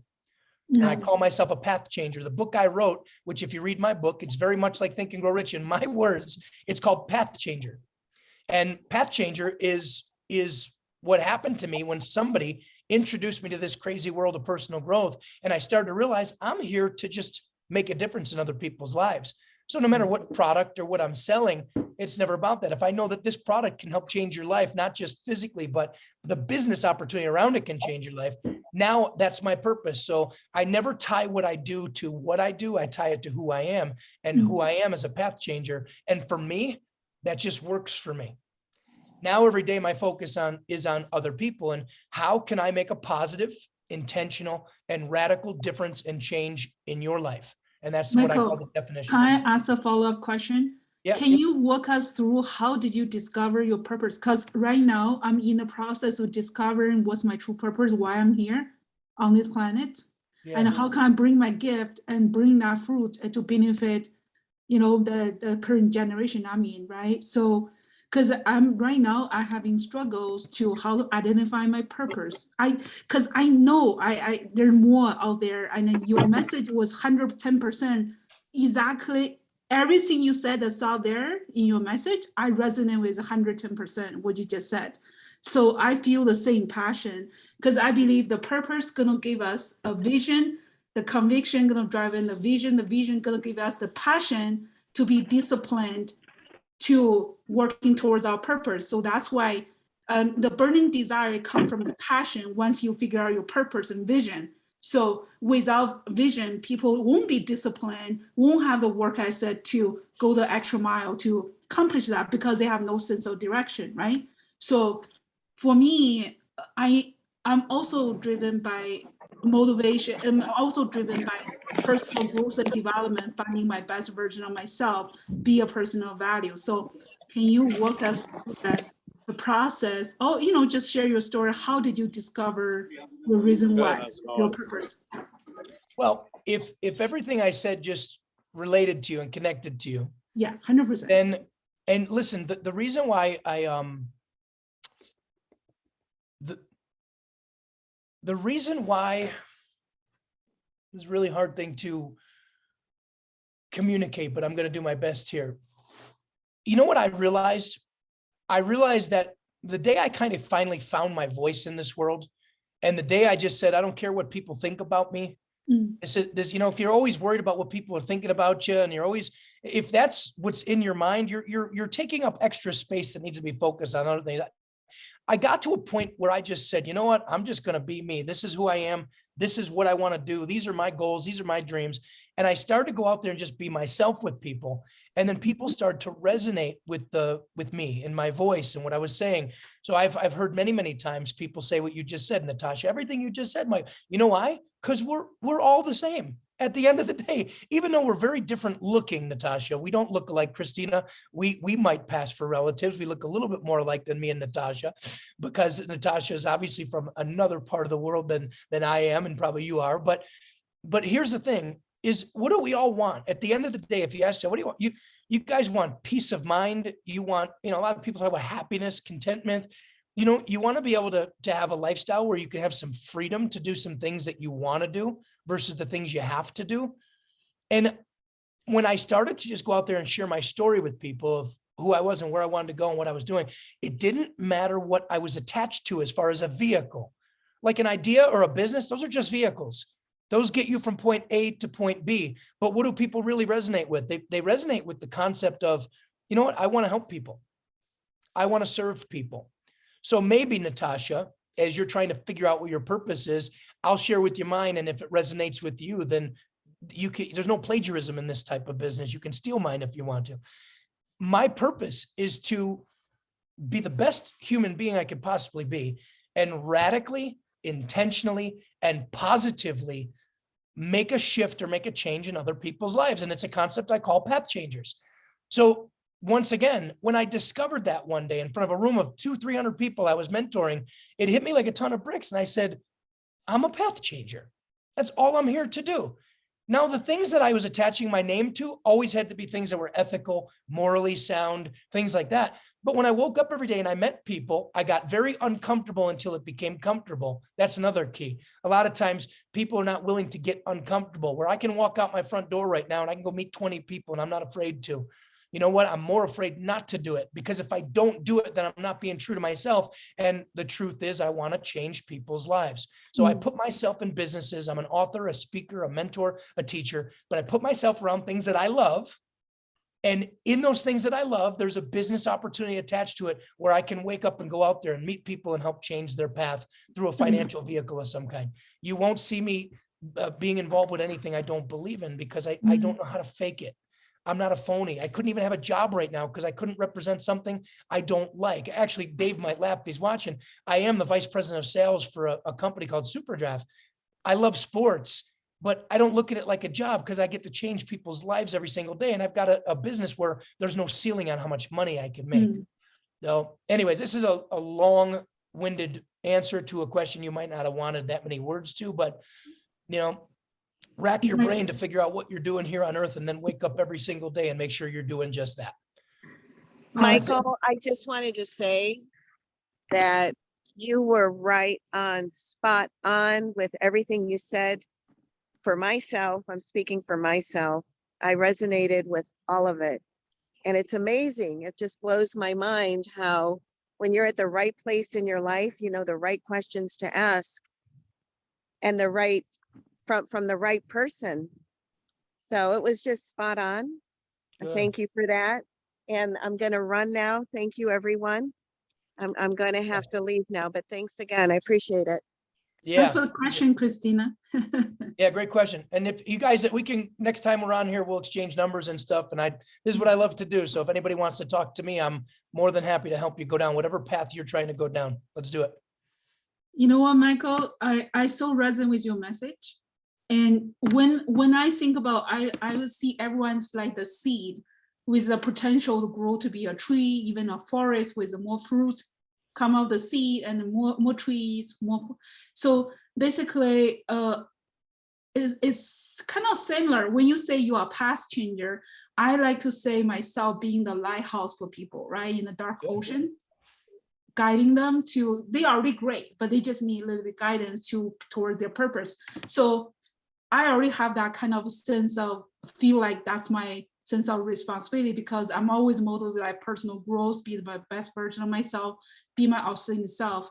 So I talk to people as if they are already have a seed of greatness within them, and then they need a little bit of fertilizer, a little bit of water, sunshine, soil, that thing to grow, to be the best version of themselves, right? So I want to be that kind of a environment, just like you did to people around you, right?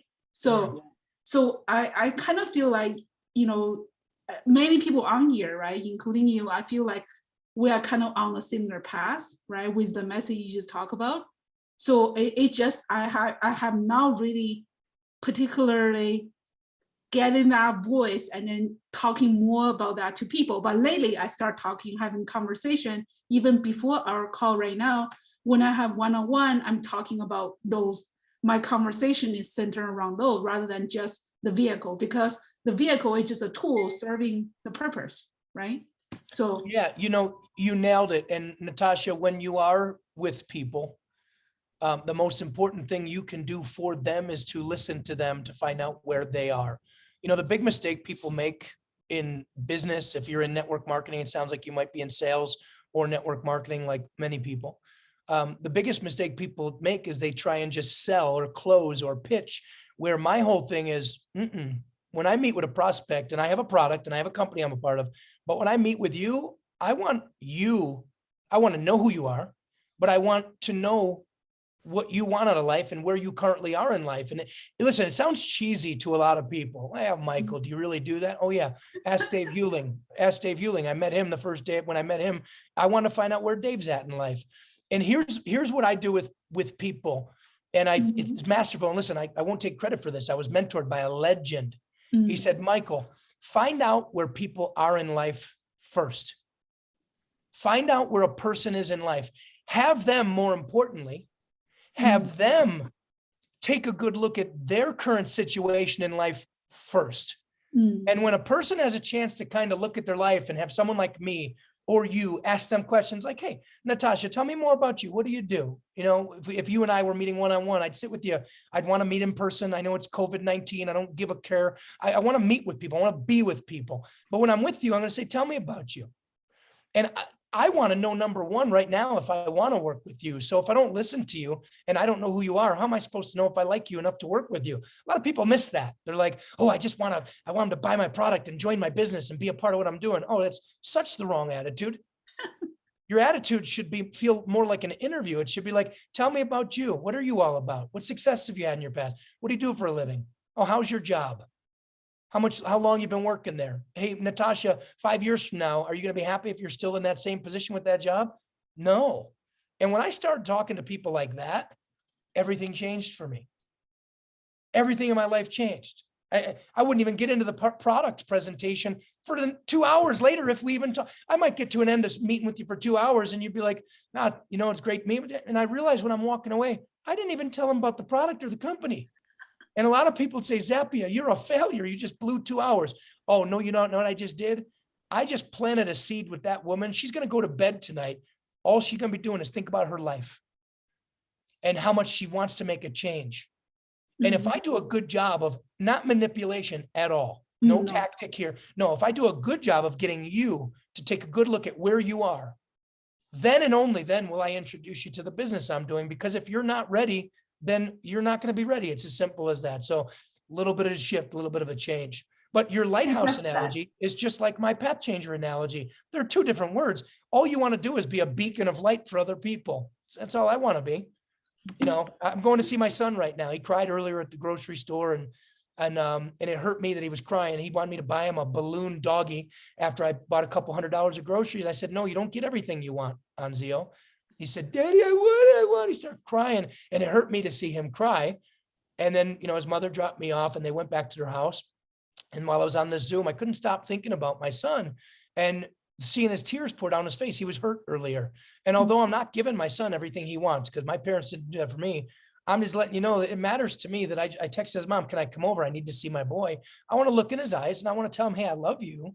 And daddy, you know, daddy makes okay money, son, but you don't get everything you want. And I want you to know that we got to learn this lesson. And I came over here because I felt bad that you felt bad and daddy just wanted to give you a hug. You know, if we take every one of our relationships in our world like that, what are people going to think of you? My fear is to die and have nobody care that I'm gone. Right. Really true. You know, that's one of my biggest fears in life is like, I don't know if you guys have ever done this. I'm 47 years old, but sometimes I think, you know, because you see people die, and if I died, would anyone care? And I want to make sure that when I do leave this earth, that I leave behind people like, oh man, I love that person. I love my dad. He made a difference in my life. Even with you guys on the screen here, I don't know. I don't care. I have an opportunity to plant some seeds with the 9 or 10 of you that are here today. Given the opportunity, I'm going to share if I'm asked to share. So, you know, just go out there and make a list of people. Don't be afraid to tell people you love them. I text message every day. I make it a habit to let people know how much I love them, how much I appreciate them, how grateful I am for them. I make these little cool little the app I have, the Pic Collage app. I'll make, hey, I love you. I send it to my mom. I know it's going to make her day. So I do it because I want to make people around me, number one, feel special. And I want to make the people around me know how much I care about them, how valuable they are in my life. And I think if you do that for other people, then you've made an impact on their life, because most people don't even think about that stuff. They're too busy working and figuring out how they're going to pay their rent next month to care about the people around them. The truth is, if you care about the people around you, you won't have to worry about your rent next month. It'll automatically show up in your bank account. So the moral of the story is now, and I'll end with this, guys, help enough people get the things and have the life that they want in life. Like, sincerely invest your time and energy into other people, and you don't have to worry about anything. That's called the golden rule. If we serve a lot of people, especially the ones close to us, the sin of it is, a lot of times we have the hardest relationships with the people that are closest to us, right? The family, the friends, the ones we argue with. Man, those are the ones that you should cherish and make sure that those relationships are sound. It's the strangers that are less important to you when it comes to your life. You got to take care of your family first. And then once you know your family's taken care of, then go build an extended family and take care of those people. So anyways, I'm kind of word vomiting here, guys, but this is what I love to do, as you can probably tell. And I'm excited to study Think and Grow Rich. I'm going to do my best. I'm a very busy guy, but I'm going to do my best to be at every one of these sessions with you, because quite frankly, I need it more than ever. You know, the first 20 times I read it, I missed something because I'm not where I want to be. And I just want to be somewhere else so bad, you know? So yeah, Michael, I just have to say thank you. I mean, yeah. I spoke with you probably about 2 years ago. I know you, Wendy. I know you. Remember the connection. I remember. Yeah, I remember you, Wendy. Right? Yeah. But still to this day, every time that I'd see you on Facebook or I'd bullshit with Dom and your name would come up, you know, it was like I was never left feeling as if I was being sold to, you know, and it was like, it was an affirmation, or I don't know what word to use, but I've always believed that showing the world who you are instead of being a walking billboard, you're establishing the connections. So whether you're trying to make a sale or just, you know, strengthen the bond that you have with your friends and family, if every conversation you actually like think about the fact that that last conversation might be your last conversation with that person, then would you have a different conversation? You know, a customer comes in and they're nasty as can be because they have to pay their bill. Woo! Am I going to get upset with them, or am I going to be the best part of their day? You know, yesterday I was at JC Penney yesterday, Wendy, and I wanted to try on a pair of boots because I don't have any boots out here in New Mexico and I need some. And this guy, he looked like he was having a really tough day. He was trying on a pair of boots and he was really nasty to the guy at JC Penney. And I was within earshot because he was wearing the boots that I wanted to buy, by the way. And he was trying on the last pair of 10, so I had to put on the other shoe after he did. Anyway, he was super, super rude to the girl, super rude to the guy. I think he was on drugs or something. And the first thing that popped in my mind was a quote that my mother taught me. She said, you know, in life, it's easy to be kind to the people who are kind to you.